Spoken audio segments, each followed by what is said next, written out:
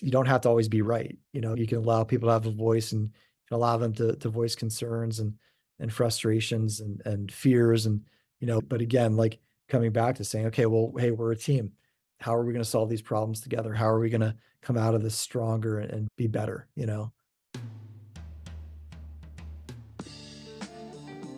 This is Internal Rate of Return with Amanda Alexander. In today's episode, we are joined by Jason Pero. He started his investing career in 2001, buying a duplex while working in medical sales. Then by 2012, left his W-2 with 300 rentals under his belt and has since scaled to over 3,000 units. He is a native to Erie, Pennsylvania. Fun fact, I just looked this up. It's like the third snowiest city in the United States. He's a loving father, and I can say he's got great taste in music, avidly enjoying live music events. Jason, I'm so excited to have you here. Welcome to the show. Thanks for having me, Amanda. I'm grateful to be here. Well, grateful is the key word, actually. I like to ask all of our guests at the top of the show just a moment of presence. Anything in particular you're feeling grateful for today and in this moment? Yeah, I'm grateful for my health and for my family and for the beautiful weather here in Erie, Pennsylvania. Glad to hear it's not snowy. I mean, we're here in July. Not sure when this publication date will be, but is the weather, how hot is it over there? We're in California and it's about 70, almost 80 out here. It's about the same here, so it's very rare, but we do get some California weather in the summer, so I'm trying to enjoy every bit of it. Nice, nice. So we're going to take it way, way back. 3,000 units is really, really impressive, but wanted to go back to way before you were an investor and maybe even into your childhood to ask, how was money talked about in your upbringing? So in my upbringing, money was not talked about. Grew up kind of middle class, lower middle class. Mom was a school teacher, dad was a farmer and had a tractor dealership, but never really talked about money. So what I learned was sort of modeled from them. I just knew that they spent a lot of money on credit cards and didn't really ever learn anything about money. And the things if I wanted to buy something, I had to pay for it with my own money. So that's what I knew. And I had a few jobs as a teenager and save my money for, eating out, hanging out with friends, things like that.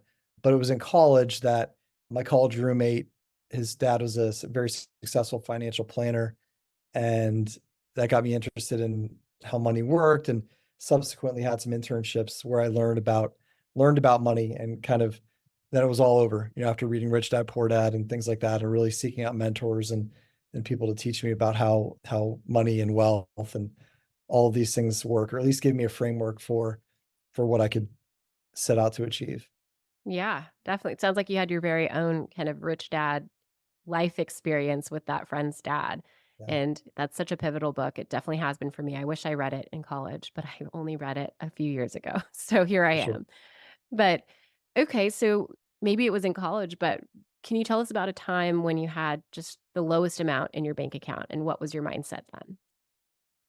Yeah, I mean, the lowest amount is probably 0, when I started working and things like that. So before I knew about money, in high school and college, I would work and I would, earn whatever paycheck I did, and, I'd have enough money to, pay for my car payment and go out and hang out with friends, but didn't really have a mindset about money. But when I started focusing on my financial education, my mindset was, working really hard to try and earn as much money as I could. And I would seek out new jobs or career choices that would give me the opportunity to make more money. I didn't know much then about giving back and about working smarter, not harder, but I was trading my time for money. So I figured if I work really hard and these companies will pay me well for, selling more product, then I could make that money and start to use that capital to create passive income or semi-passive income. So that was my entrance into investment real estate was very shortly after college. So taking taking some of that mentorship and baseline education, just started buying like you said in the intro, buying duplexes and single family homes and things like that. So every available penny that I earned and my wife at the time had earned, we would buy as much. We did it the old fashioned way. We'd save up our down payment and we would invest into real estate. Were you doing 20% down for all of those acquisitions, or did you do the FHA thing, or how did you Yeah, do? I was typically 25 to 30% down. And Wow. it was mostly financed through local regional banks, 15-year mortgages. So, it was a quick way to build some equity for sure, in the shorter mortgages. The price of entry into investment real estate is not that high here. My first duplex cost 32,000. I mean, Wow. it's worth roughly 100,000 in today's dollars, but still nationwide, that's still probably a relatively low barrier to entry. And yeah, we both had really good jobs, and we lived like we were still in college. We ate, pizza and chicken wings and, cheap beer and things like that, but we just saved as much as we could and, did things like borrow on lines of credit and borrow against our 401ks and all those things that, some of the financial pundits would advise against, but we did that to keep trying buying real estate. And as that cash flow came in, it would pay down that debt, and we would go and do it again, and we would get a big bonus check from work, and that would be used as a down payment on a rental property. So, we just where our friends were starting to, live the high life, nicer cars, nicer clothes, things like that. We still lived really cheaply for a very long time. It takes a special, I guess, partnership, whether it would be a friendship or whoever it is that you're doing this with, just to have a similar vision. Did you actively sit down and do vision work or map out, this is how I want to scale and really spend every dollar on acquisition? Like, did you guys have an upfront conversation that this is the goal, or we have a specific goal in mind and we're going to just march to that and stay super, super focused, even when your friends are maybe like having nice dinners and getting nice cars and nice houses, how did you align, that early on? Because I'm imagining you're like 20 something years old, like that's very focused at a very young age. Yeah, and my ex-wife did not come from money either, so she had a very similar lack of financial education. So as we started talking about these concepts, we said, well, hey, no one's giving us anything. We're both kind of having to claw our way through life financially. So we talked really, really about the concepts. She had been offered jobs in larger cities, and I was already starting my career, and we talked about what's the cost of living? If you have a job offer in Boston or LA or a bigger city, that's great, a lot more opportunity. But if you can make similar money living in a place like Erie, Pennsylvania, that dollar is going to go so much further. So we'll have so much more disposable income, and we'll have that money to travel to those cities. But in terms of housing and food and transportation, things like that, it was just, it was a much, much better cost of living. So we were very intentional through our conversations about building a life here.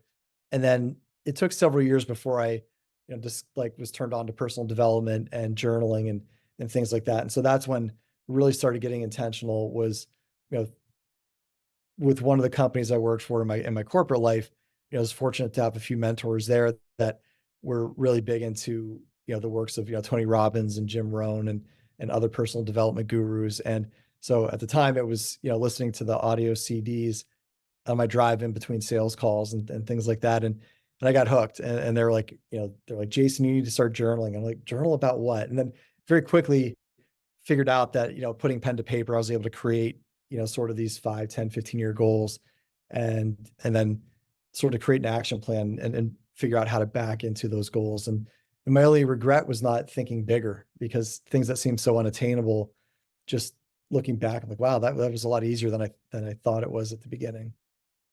How big were you thinking? Because I'm thinking about 2001, you get the duplex, and then by like 11 years later, you have 300. Yeah. So that's pretty big, at least for a small fish like me at this stage in my career. And I'm curious, did you write down we want to have 1,000 units? I mean, you have over 3,000 now, but was there like a number of units you guys were going for, or was it a cash flow number, or what was the focusing element? Yeah, I would say it's a hybrid of both. I think the unit count kind of gave a direction of to think that, hey, I can scale and hire the right kind of people in my organization to help run certain things that I'm not great at, just like maintenance, hire painters, things that I'm not good at those things, or hire, a real CPA to work on staff. And so part of it was like, let's scale big enough so we can have those experts in house. And so, I in the journaling, and all these things came true. It was, 500 units by 2015. I think it was 1,000 units by 2020. And, and then I didn't think much further than that. That was, I often go back to the first journal I had in 2007, 2008. And those were numbers that I had in there that had gradually ramped up, but there was probably a 5 or 6 year period where those numbers stayed somewhat stagnant. And I didn't really see that path forward. But as I started to learn about partnerships and I started to learn about different things like that, I ended up, you know, sort of seeing the path outlined on how to grow bigger. But really, I mean, it really doesn't matter how many doors you have. I mean, you could have 10,000 doors and $10,000 a year of cash, $10,000, say a month of cash flow with 10,000 doors because you own such a tiny sliver of those properties. Or, I know people who own a few dozen doors with low leverage and maybe they manage them themselves and their cash flow is, significantly higher than $10,000 a month. So I think there's this approach of like, well, what do I really want out of life? Freedom, ability to do the things I want without worrying about it financially and be able to give back and things like that, but without having to work 100-hour work weeks and things like that. Yeah.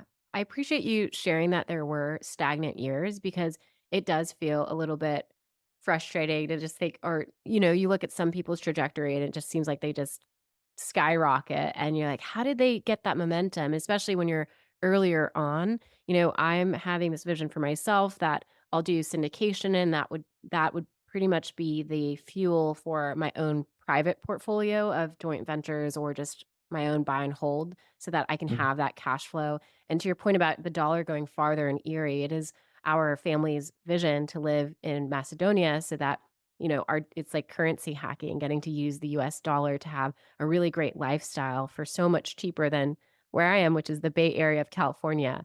But, Yeah. it's being patient and continuing to show up, which is the thing that people, I guess, don't talk about as often with like the stagnant years and just, what kept you going, I guess. Were they stagnant because you were focused on your W-2 or just that the market wasn't putting out good deals, or how did you get through those slower years? Well, I think, we kept growing, it was getting to that, that goal of leaving the day job. That was really probably the first piece of the puzzle. So going from, 100 units to 200 units to 300 units, there was a lot of heavy lifting in those earlier years. And there's a balance of, young family, maybe a lack of knowledge. There was still doing a lot of that heavy lifting myself and just trading time for money. So working hard at that W-2, but still putting in a ton of work into the business. And so it was just kind of brute force. And so the goal was there. And I really didn't move that needle until, I think there's also a transitionary period of leaving that day job and then kind of finding my way. There was a period of, say, 12 or 13 years of working corporate America where, although I wanted to leave that, my identity was wrapped up in the companies and in the jobs. And some of that was just being sucked into that corporate life.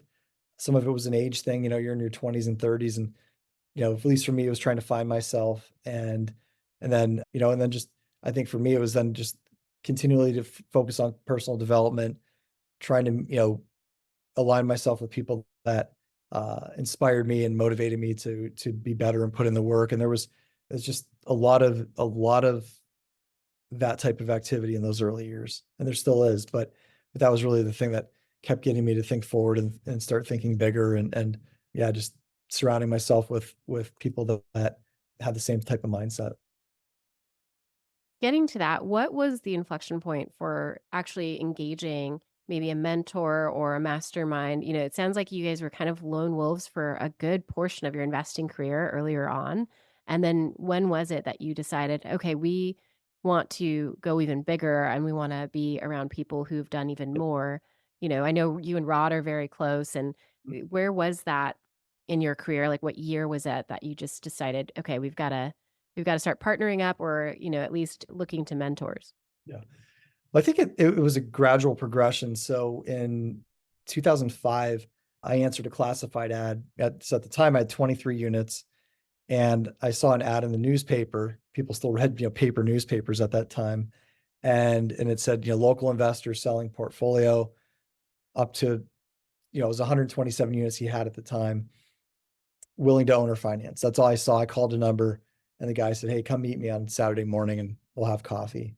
And, his name was Dick. I met Dick and he said, "Hey, I'm probably not going to sell this whole 127 units, but I'll sell this 56 units. If you come up with sell it for 1.1 million, if you come up with $100,000, I will finance the rest." And that was the first time that I really like viewed. I had other mentors along the way that I didn't really maybe recognize at the time, but I feel like, hey, here's a guy that is doing what I want to do. He had left the job. He worked for General Electric. He was this full-time landlord. I'm like, wow, this looks great. He's got all these units. He's making all this money. That I want to be like Dick. And so I, built a friendship with him. He really mentored me in a great way along the way. And that was really the start of it. And then, I joined our local apartment association and got around other landlords. And, you'd meet people who would, somebody who's, been a landlord for 40 years and said, "Hey, look, I know you're buying properties, Jason. I'll sell you these 5 units or these 10 units." And you kind of build these friendships with people that would become mentors in various ways. And then, I sought out different masterminds and I was part of a Darren Hardy mastermind. He wrote the book The Compound Effect.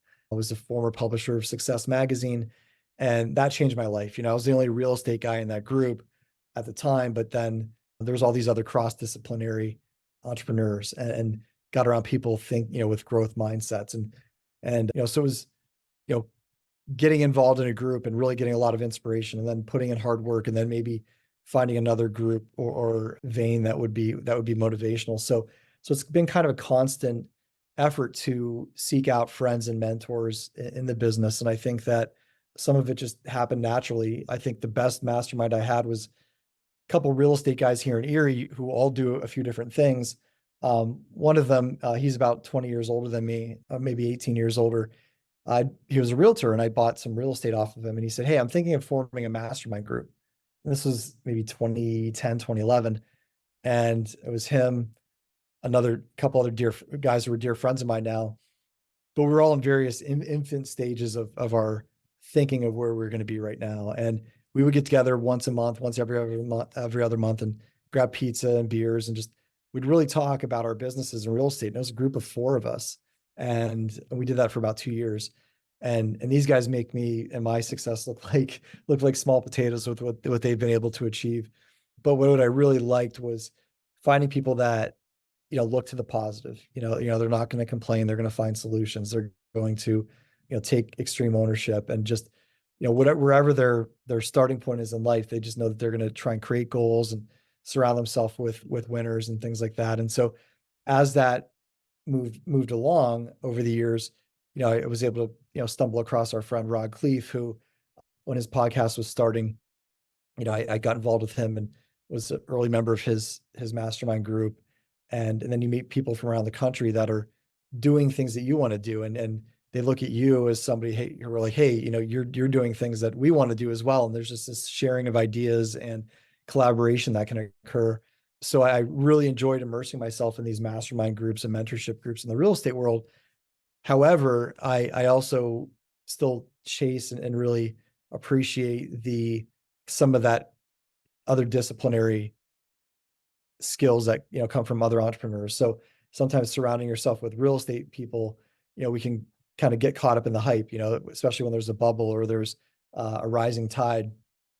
I always think it's really nice to also align yourself with people that maybe they're a car dealer or they own some gyms or they're in tech. And I just think that there's something to be said for having that type of mentorship and alignment as well outside of just the real estate space. Yeah, diversity of thought is important. I think it just makes you more robust as an entrepreneur. And, I want to bring this almost full circle in a way because a lot of the folks that I get to interview from our age group, there's a theme that our parents didn't really talk to us about money, and you went out and learned a little bit in college from your friend's dad, and then you went out and sought more education on it on your own, and then you had a life partner who you could talk to about these things and share some goals around it, and then you expanded to having a very intentional network and people you're surrounding yourself with to talk Yeah, about finances. And I'm curious how it is for you. You have, I believe, 2 teenagers, yeah. and whether you're talking to them about it, changing the shifting the conversation a bit, where our parents didn't talk to us, but now you have all this education, you have all this experience. How does that come into the conversation with teenagers? So I think on one hand, when they were younger, I felt the draw or the need to really try and force some of these ideas on them. And I realized that, not every kid wants to hear about money. So, try to lead by example with them and normalize talking about money, encourage them to, when they've gotten their jobs to save and save diligently with every paycheck. And you know, the beautiful thing about Rich Dad Poor Dad is Robert Kiyosaki has a lot of content for teenagers and just all that with tons of content, but he has some specific books geared towards children. And had the kids read the Rich Dad Poor Dad for teens and kind of talk about some ideas they learned, but you know, didn't learn. I really don't want to force it down their throats and then make them be like, "Ew, I don't want to talk about money." So it's trying to read the room and you know, kind of give age appropriate lessons and discussions. And so with our son, when he started working, said, "Look, I'll match you're going to save every paycheck, and I'll match you dollar for dollar until a certain amount." And so for his first couple of years of working, he saved money, and he's got a nice little nest egg now that, and he still puts away a little bit of money every paycheck. And it's nice to see. And as of course, the stock market's going to go up and down, and but it's a place to learn about investing, learn about the power of saving. And so my daughter just turned 16 a few months ago, and she's looking for her first job. And so those talks have occurred because she'll often call up me or her mother and say, "Hey, I can I have $100 for this or that?" And it's having those opportunities to talk to her about how money works and how money is earned, and how we earn our money in a job. So found that we want to normalize talking about it, but also not make it an obsessive thing, because I think for so long when I didn't know about money, I was obsessed with the earning of money for a very long period of time. And at the expense of maybe some of the other joys of life, time with friends and family, and maybe your own health and things like that. So, you can earn money and have peace and happiness without having to obsess over it as well. Yeah, that's really important. So like meeting them where they are. Yeah. And I'm thinking about today's 16-year-old though. I think I texted you after I'd watched Joe Coy because one of his skits really cracked me up because I was that 16-year-old. I had to go to the mall and like ask for an application and fill it out there and then like turn it Yeah. in. And like nowadays everything's like online. So people don't have to have that human interaction, like, Yeah. be vulnerable and like awkward. And so there's something in this though that, you early on, in your 20s, you finished college, you were working, but then also built scaling your real estate portfolio, a real sense of strong work ethic. And it sounds like both your teenagers are looking for a job or have a job, and not all teenagers do that. Yeah. So, there's some element that you're influencing in terms of you want to get a job, you want to get a paycheck, even in high school. And Yeah. was that well received from them, or was that just a given, or how did you even start that, I guess, mindset? Yeah. I think with our kids, it was a matter of, you know, you need to do something other than just staying at home and playing video games. So whether that's a sport, volunteering, a job, you know, maybe you can't do it all, maybe you can, but you need to do something to get out of the house. And both kids did a good job of volunteering and spending some time giving back, which is probably even more important, I think, than having the job. But it's the kids were very open to it, and our son, he applied at a few different places, and for him, he got a job at a movie theater. Loves movies. It's kind of an Nice. easy job, and he gets like a discount on free movies and then like half price concessions. So it's an easy job and a fun job for a teenager. And as our daughter's looking for something, I'm putting a little bit of pressure, but not too much pressure. And she's like, "Well, I'm applying. I'm applying." I'm like, "All right, well, yeah, here's just some options," and having these conversations so it doesn't trying to resist the urge as a parent to say, "No, you must go out and get a job and do that now," but Yeah. really make it see like, "Hey, you want spending money, you need to start saving," and so it's well received. But there's that balance as a parent of like, shoving it down their throat and trying to then, see what they want. What do they want to do? And with our son, he does a lot of, he's a gamer and he does all this stuff online, and he's actually been applying for some remote jobs that are use some of the skills that he has in that realm that could be, supplement what he has with his other part-time job. So, it's just helping them explore the things that they want to do and realizing that just because you have this job today, it's probably not what you're going to be doing in 5 or 10 years. And I think in our generation, at least for me, it was like, kind of made everything a bigger deal than it was. Like, oh my gosh, I have this job. I have to come here and be loyal to this company for 30 years or 40 years. And that, I don't think that that really exists anymore. And so for them, it's just making sure that they understand that, yeah, you don't, whatever you decide now, you can change and it probably is going to change. So it's okay as long as you're doing something. Yeah. It sounds like it's the valuable lesson of showing up, and you're teaching them, you've got to have time management. You can't just have endless free time after school, and you've got to show up for something, whether that's volunteering or a job. And I think there's so much in that, just showing up, getting those reps in, consistently being there when you say you're going to be. So Yeah. the kudos to you in instilling that, because it's a tough lesson to teach. And even to, like, I've heard about it from some employers about, like, just the mentality of some of the younger generation, like, "Oh, do I have to go?" Or even parents writing sick notes for their kids because they, like, the job is really almost just like an exercise, and so you're Yeah. like, "But," you know, there's accountability to it, so that's really cool. So, you were in medical sales, and, was that something that you enjoyed, or, what was it that, I guess, pushed you over into, "I'm going to now transition away from this completely and just do real estate investing?" How did that inflection point look for you?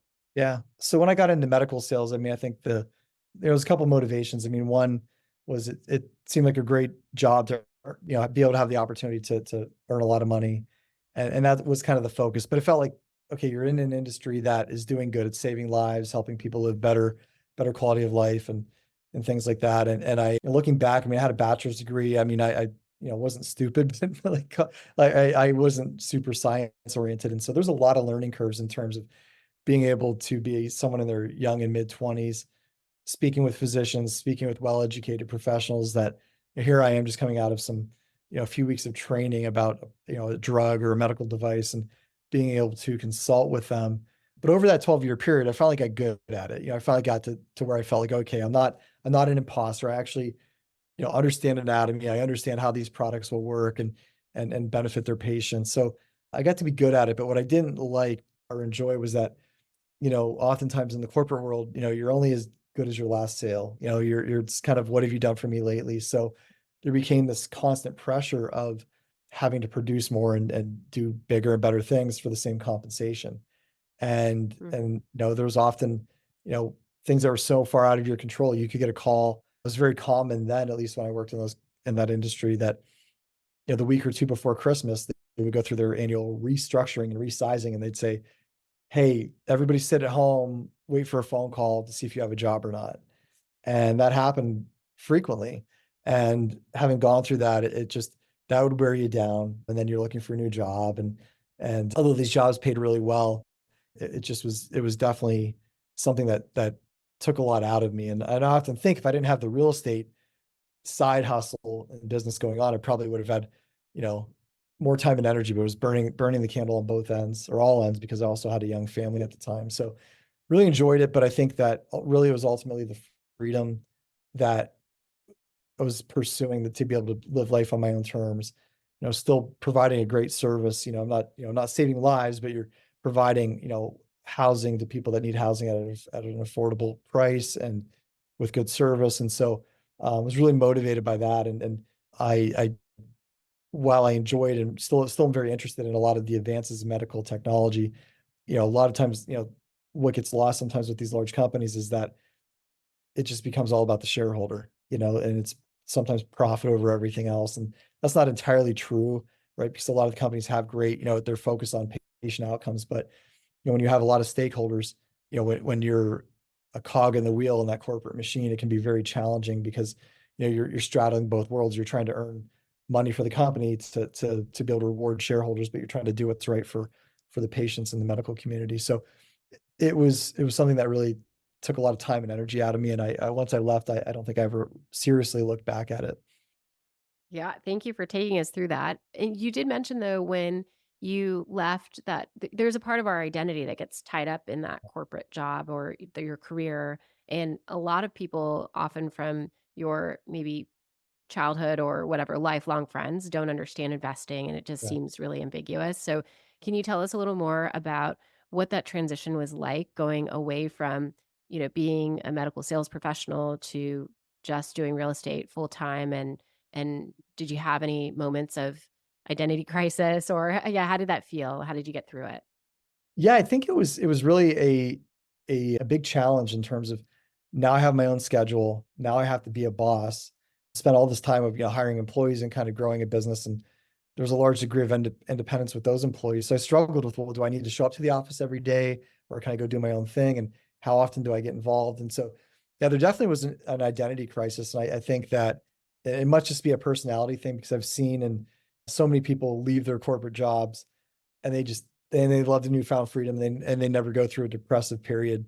So it could have had something to do with the age and maybe confidence level or lack thereof that I had at the time. So if I waited till I was, I'm at 47 now, maybe it wouldn't bother me at all. But yeah, there was a few years of just feeling lost, trying to find my way as a boss. I was often too nice, and so at the expense of profitability of the company, I would, keep employees around, or you wouldn't make the right decisions in terms of how money was spent and things like that. And it took some adjusting, and then really was just the process of then learning and being better at really dialing in and being focused on like are the people I'm hiring providing the right value to the company? Are they aligned with my company values? And it took probably 10, 12 years from that time of leaving the day job in 2012 up until now. It really took some time to really create that company identity and really get comfortable with demanding good output from employees and creating a positive culture. So again, some people are really good at it. They could leave their day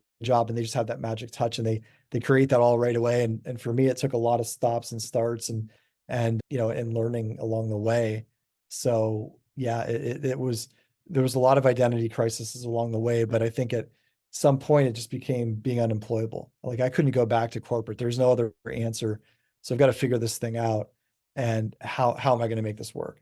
And that took, sometimes selling properties and refinancing properties and, just rolling up my sleeves constantly, saying, hey, if I have to do these things to make sure that these deals perform well, because this is how I'm going to feed my family.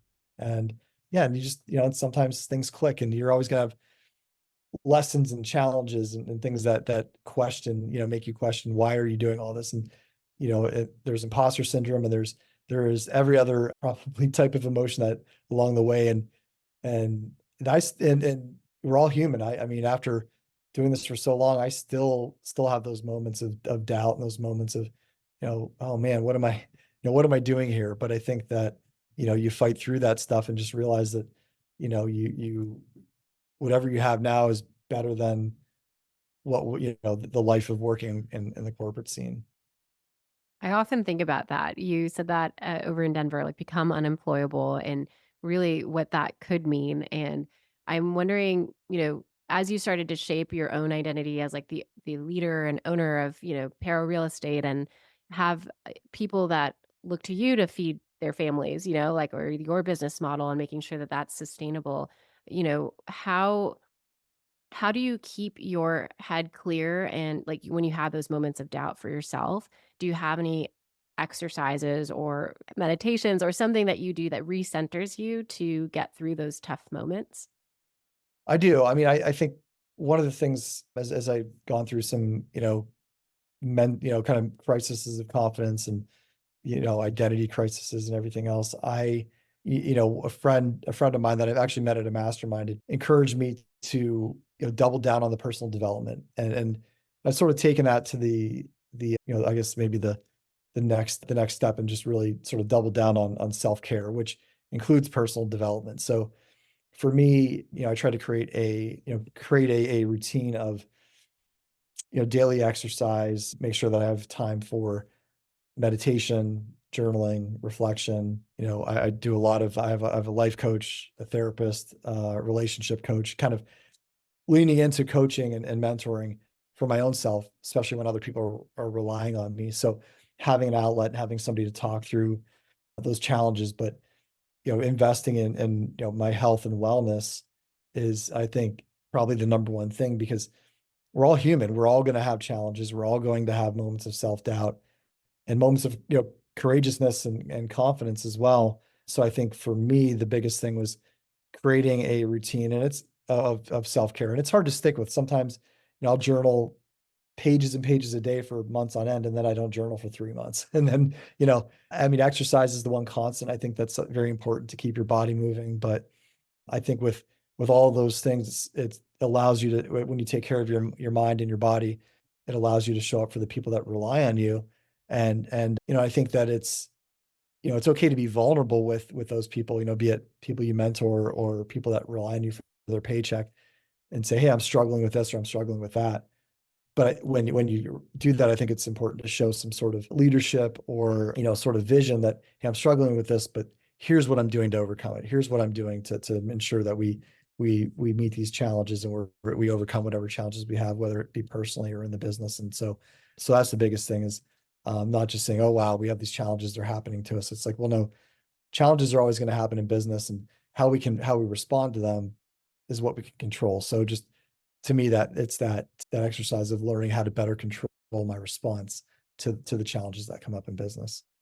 Definitely. You mentioned that even with your mastermind and how it's a special group of people who you're not complainers, you admit when things are tough, but you also are always thinking about solutions and how to overcome these things. So emotional resilience is so important, and there is power in vulnerability. It's hard to be vulnerable though, especially when you're a leader.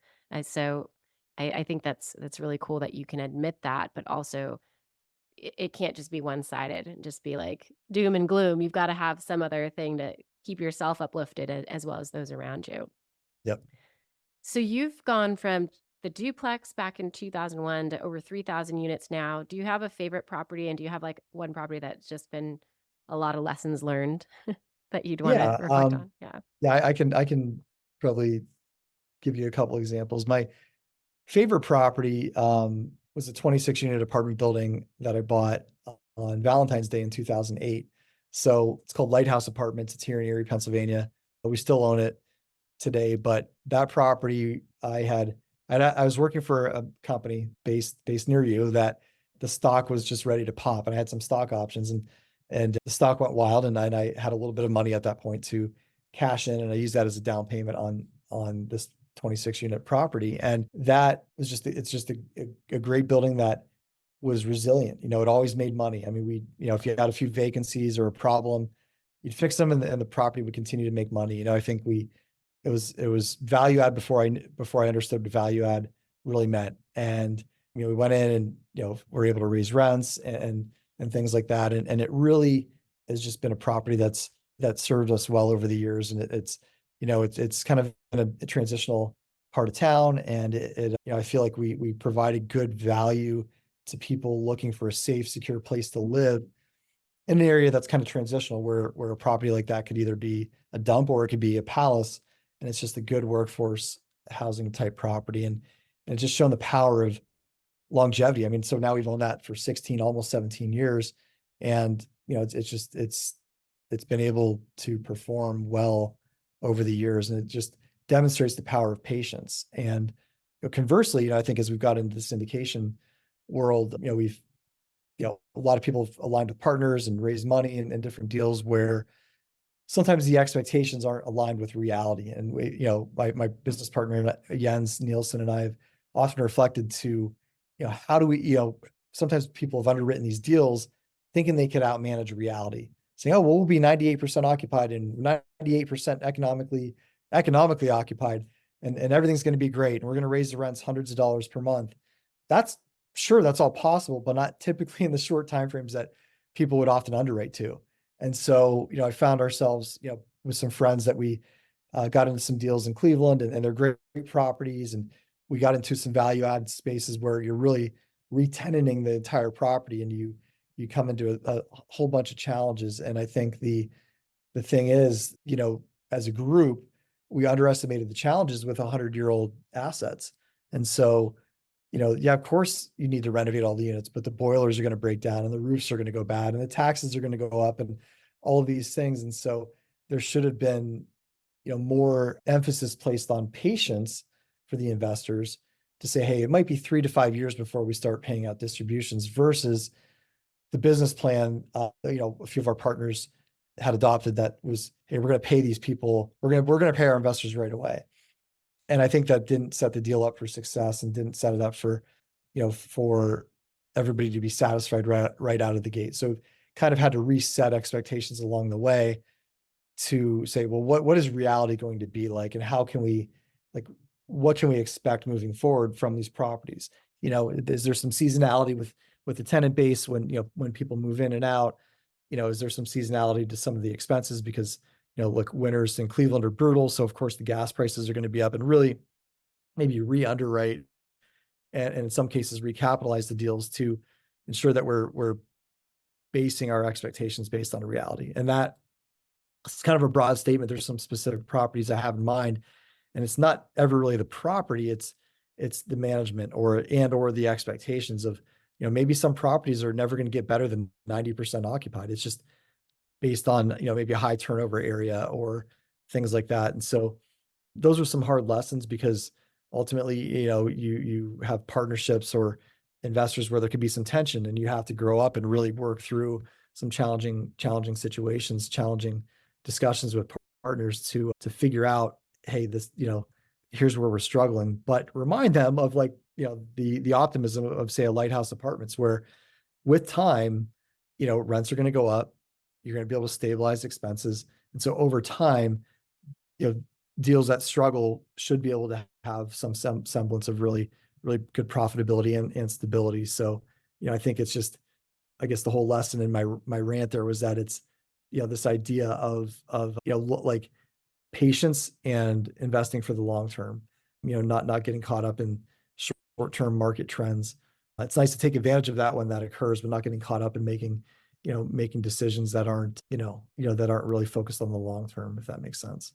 Yeah, totally. And so when you think about 100 unit, or not 100 unit, sorry, 100-year-old building, Yeah. does this turn you off to buying more of those, or does this just make you more conservative underwriters or more realistic underwriters for the next purchase?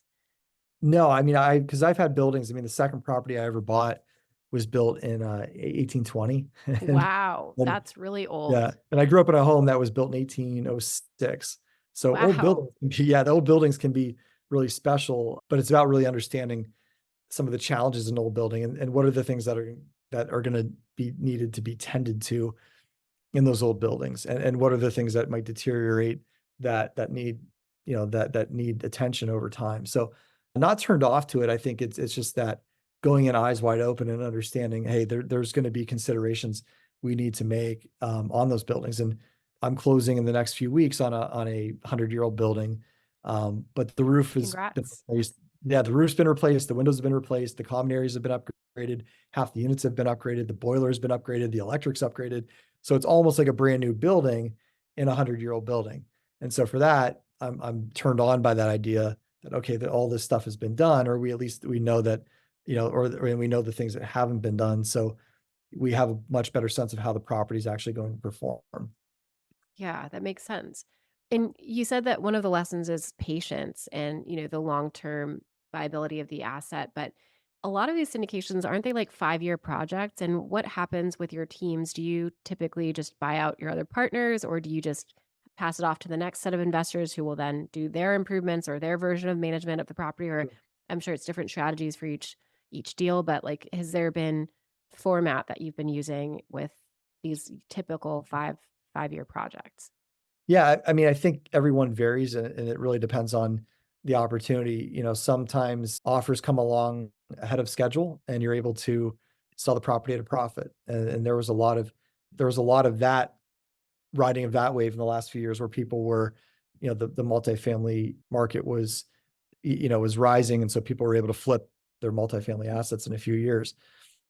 I think, it comes down to kind of taking the temperature and temperament of your investors and your partners. So, if you've held it for 5 years and things are going great and everybody's making money, fantastic. We can, then maybe it's time to refinance and kind of keep the deal going.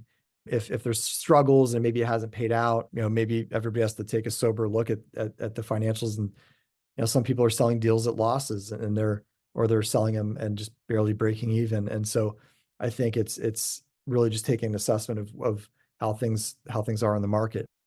Because even 5 years is a short timeline. There's got to be something that happens, a sale or a refinance. And so I think it, maybe speaks to the importance of setting the right expectations, as you start raising money for deals and you're out there talking to possible investors, you know, being careful with tempering their excitement. I mean, have gotten caught up in that excitement early on in some early deals where, hey, we're going to cash flow and it's going to be great and everything's going to be perfect. And it's perfect until it isn't. And then there's challenges with whether it's, cash flow or cash needed or whatever it is. So I think we've gotten better at telling investors like, hey, here's the plan, but the plan could change and maybe it doesn't go well. So if you really need, predictable cash flow, some deals work like that, some don't, and just understanding the risks involved. So you're not spend a lot of time, kind of managing expectations after the fact. So it's hard, and that's a very broad answer, but every deal is different. Every market's different. I mean, God forbid you try to sell a deal and interest rates are really high and if demand's not there, that can make it a challenge. And I think that, there's always going to be buyers of multifamily properties, but getting expectations aligned, it could just be a situation where, look, we just need to wait a couple more years to sell this if we want to sell at a profit. Or, hey, you know what, maybe we have to sell at a loss. And that's not I've never sold a deal at a loss before, but those are some of the risks, and those are risks involved.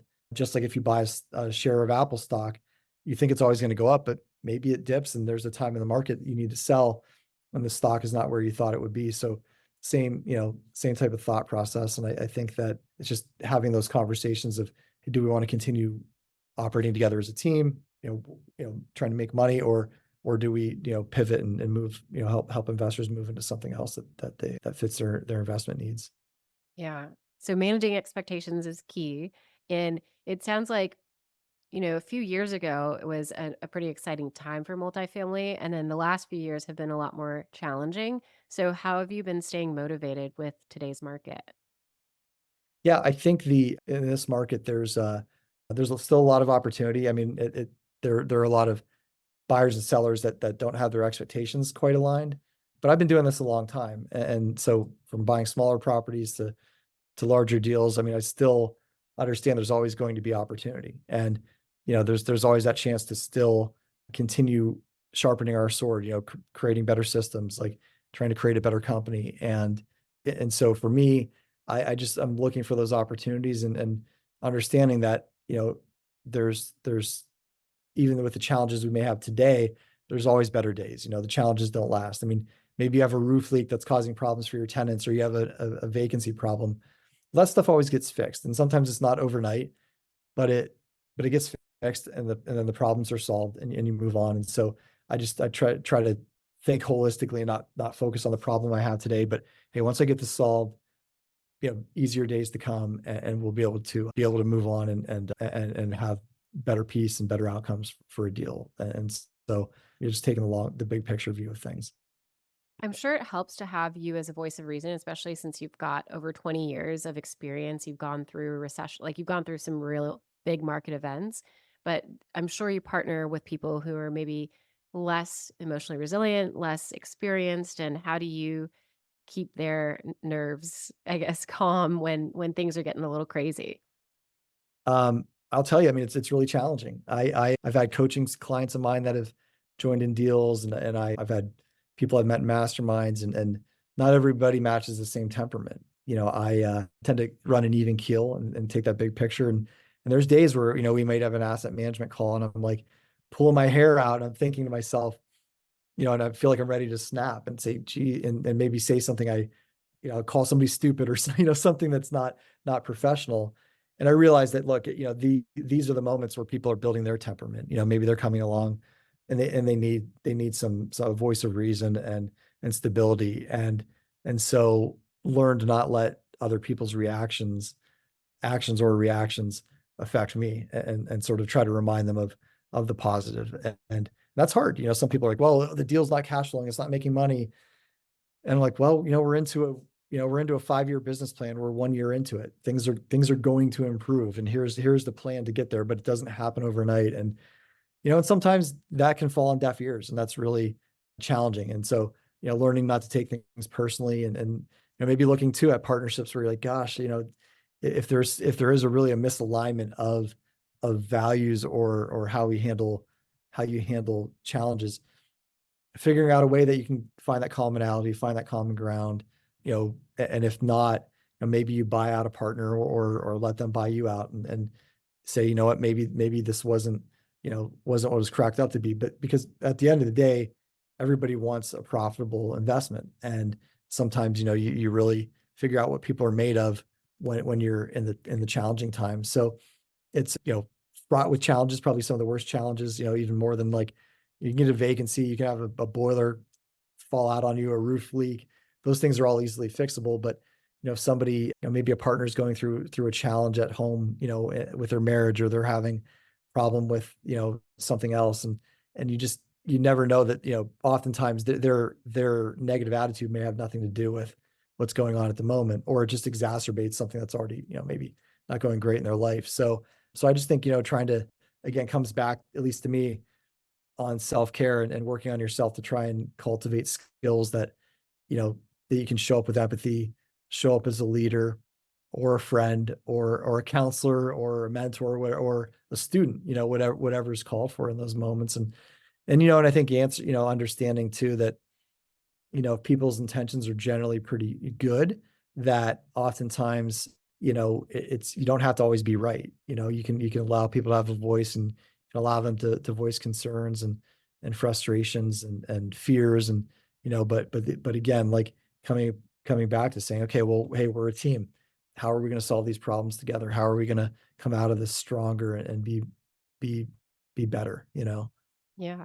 That's a lot to take on. I mean, it is like a business marriage. And so the thing that comes to mind for me is almost like not a marriage counselor, but, is there somebody, a third party? Like, for example, I lead two leadership teams at my corporate job, and they were not totally functional, or they had their areas of tension. And it wasn't even as high stakes, I would say, as going through something like this where people's personal finances are tied up in it. It could be very Yeah. emotional. Yeah. But we hired an Enneagram coach, and she was incredible, and she really helped us get some breakthroughs and, bring people's emotional states back to the center. But, because everybody's coming in with their own baggage, like you said, their own Yeah. walk of life and everything else that's happening at home. And then you add in some stressors in this project. And then how do you come to terms with that? And so, have you ever had to use, I mean, I know that there's a lot of overlap in some of these groups with like business coaches and things like that, but have you ever had to bring in like third party counseling or help to, I guess, bring somebody along? Sure. I have brought in high performance and business coaches for my leadership team, and that's gone a long way in terms of developing their leadership skills, their capacity to deal with conflict, their capacity to deal with challenging situations. So that's been a great investment into the skill development of various people within our organization. And as it relates to teams, like in general partnership teams, I have not had to do that. I don't. I think in those cases, a lot of people may be investing in their own coaching and their own development. But I think if there were a budget for it, I think that would be great to have have a Bacon. personality, because again, every partnership's different, every personality is different, and you just dealing with the widest variety of personalities that are out there. Yeah, definitely. Well, I could talk to you for hours, and I know we're at time. So I will kind of bring us to the tail end of some of the interview questions. One of them is just a quick advice seeking moment for the listeners. You've done all of these different strategies, you've had countless transactions. If you were to advise somebody who wants to maybe net, let's say, $5,000 or $10,000 a month of cash flow because they want to have their own time freedom or even just the stability, like in a moment where maybe their company is doing layoffs, just to know, okay, I've got another stream of income in this way. Sure.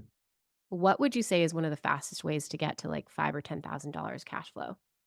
Yeah, I think some of the fastest ways are, first off, investing passively, but being able to potentially join a team that you can learn from.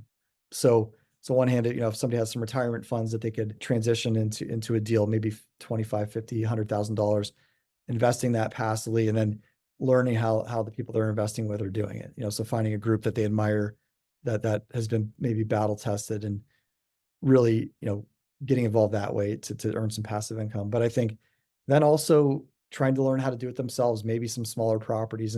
That's kind of contradictory to say, like, what Grant Cardone teaches, and nothing wrong with his method of going big and getting really big. But I think when I know your struggles with your small properties, but as you learn on some of those small properties, you really build those skill sets of being able to act bigger, make bigger decisions, but having a few smaller properties that become self-sufficient, and they end up being able to spit off some cash flow. And oftentimes those are the types of deals that you can get in with, with a private money lender, or a financial partner, that by teaming up with those types of people, will be able to help generate that income you're looking for. So, oftentimes there's people who've been in the industry a long time, like myself, that if you find somebody who's young and has the skill sets, they might come along and say, "Hey, I'll lend you 50,000, or I'll lend you $100,000. I'll finance this. I don't want to have to deal with the headaches of the tenants and things like that. I'm going to rely on you to do the work." And so there's an element of active passive income. It's not quite passive, but it's not 40-hour a week type of activity either. Yeah, fair. I took a raising private money playbook course, and it got me excited about the idea of like acquiring like smaller projects, pretty much doing burr, but Yeah. then that's pretty active. And so I then shifted focus, and I'm taking some of the skills from that course to pretty much private, or not private, but yeah, private equity, raising capital, Yeah. and just taking like the presentation skills and understanding how to break down a deal and make it palatable for somebody who might want to put their dollars into it. So Yeah. you're speaking to me. So do you have any passion projects that you're working on now outside of real estate, now that you have, well, do you have time freedom? You sound like a pretty busy guy with, a big company, and what Yeah. does your typical day or week look like, and how do Sure. you use time freedom if you have it? Yeah, I mean, I definitely have time commitments, and I have some flexibility. I think the allure of completely passive income certainly has its risk, because you're trusting, other people with your money. So to me, I mean, I have to keep my eyes on like eyes on everything in the business, but I can do that. And some days it's a 16-hour day, and some days it's maybe a 3-hour day. But I try to design my weeks by, having the things like that I enjoy, like exercise, time with my kids, time with my friends, but ensuring that I'm tending to the most important things in the business. So, outside of the business, I mean, I really enjoy mentoring and coaching. I've done a lot of that over the years. And so trying to, at least the way I've lived it in the last 25 years, being able to impart some of those lessons onto some of the people that are just starting out. So I really enjoy that, and giving back that way, and so involved in that space is something that still keeps me fresh in the real estate world, but really is encouraging to see, young entrepreneurs, or older entrepreneurs, but newer entrepreneurs, really kind of set out and start to achieve whatever goals that they want. So spending a lot of time with that. And then, like I said, at this moment in time, a lot of time with my kids and my friends is just nice to stay connected to people you love and care about. Definitely. I see you being inclusive of me by saying older entrepreneurs. Teasing myself here.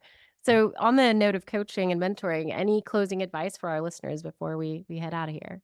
Yeah, I think the biggest thing that you can do is just never give up. I mean, it's one of those tropes, and but it's tried and true that, you never really fail unless you give up, or unless you give up. So, you're gonna have failures, you're gonna have mistakes, you're gonna have challenges along the way. Um, but oftentimes, maybe the bigger the failure, the challenge, when you look back at that in a year, 2 years, 5 years, like, wow, that was nothing. My problems now are so much bigger. Or you've been able to get through those challenges. So it's just, taking a big picture look at it, finding mentors that have been through those challenges, and been through those things. So whether that's through paid mentorship, or just listening to podcasts and books, or friends or family, but finding people that you can align with, that are growth oriented and abundance minded, that will kind of help you on your journey. Because the more you have a chance to kind of talk about your own fears and hopes and dreams and all of those things, you're able to kind of get out of your own way and start making moves that can hopefully help create, create that path in life that you want, whether that's wealth or freedom or both. Yeah. Thank you for that. You actually did just that for me the very first day that I met you. I remember I was really scared because I was dealing with an eviction in my duplex, and I've held on to it. And the cost or the price of the duplex has actually gone up by 50K since I bought it in January. So, I actually still have that unit vacant and I'm working on it, but a good property manager makes all the difference. Otherwise, I think I'd still be a little bit more stressed out about it. So I'm Sure. not going to give up. And thank you for keeping me emotionally resilient during a moment that felt a little scary. But to your point, having these smaller properties makes me more ready to take on bigger projects, bigger challenges because I'm cutting my teeth here. So, where can we find you online, Jason?